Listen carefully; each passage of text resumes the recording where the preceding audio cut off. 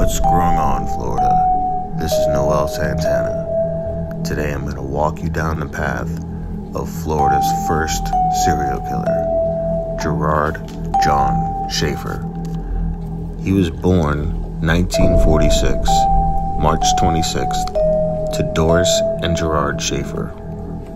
The oldest of three and the target of his alcoholic, abusive father, he began to wish he was a girl like his sister, who was daddy's little princess. And at the age of 12, he started cross-dressing, practicing bondage. He would tie himself up to trees to enjoy the pain. He would also like killing small animals. He moved to Florida in 1960 to Fort Lauderdale and went to St. Thomas High School. He then went to FAU and graduated in 1964. But in 1966, he attempted to become a priest, but was rejected due to his lack of faith. He tried being a teacher, but would impose his beliefs in politics instead of unbiasedly teaching the course. The senior director at FAU told him he should never have authority over anyone again. In 1968, he married Martha Fogg, but in 1970, she divorced him. Martha said he was extremely cruel to her. He then married Teresa Dean in 1971. And after being turned down by a few police agencies, he was hired by Wilton Manors PD in 1971. He was fired 1 year later for using police records to obtain numbers of females and ask them out.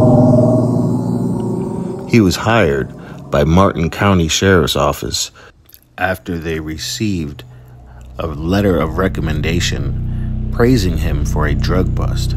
But less than 1 month later, he picked up 17-year-old Pamela Wells and 18-year-old Nancy Trotter from hitchhiking to the beach and falsely told them that it was illegal.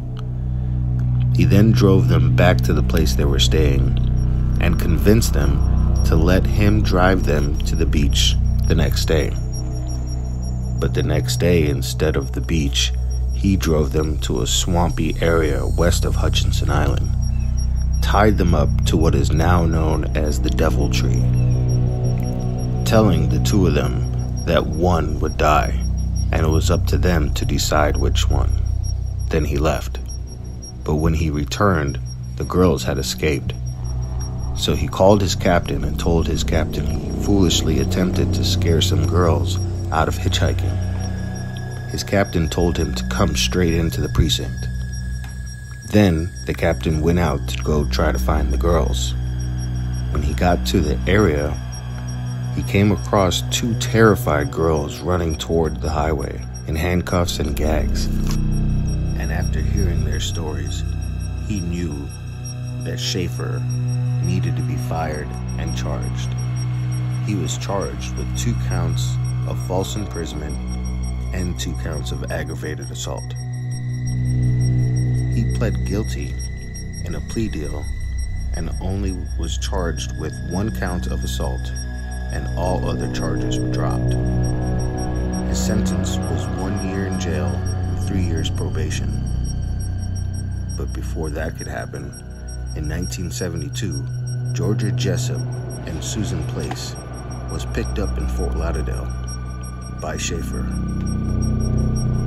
After their bodies were discovered in 1973, a warrant was issued for Schaefer's house. There, police found evidence that tied him to over 17 missing young ladies, but only enough evidence to charge him with the murder of Georgia and Suzanne. The police think he's responsible for over 30. He claims between 80 and 110, and in 3 different continents. There was 3 failed attempts to cut down the tree. They used an axe, and the head would fly right off. They used a 2-man saw, but all the teeth came right out of the saw. They tried chainsaws, but they would mysteriously stop working. It's rumored that the crews got into bad accidents, which started the belief that the tree itself was cursed, and anyone with any remnants of the tree would befall a horrible accident. In 1992, a priest was brought in to perform an exorcism, and the tree remains to this day.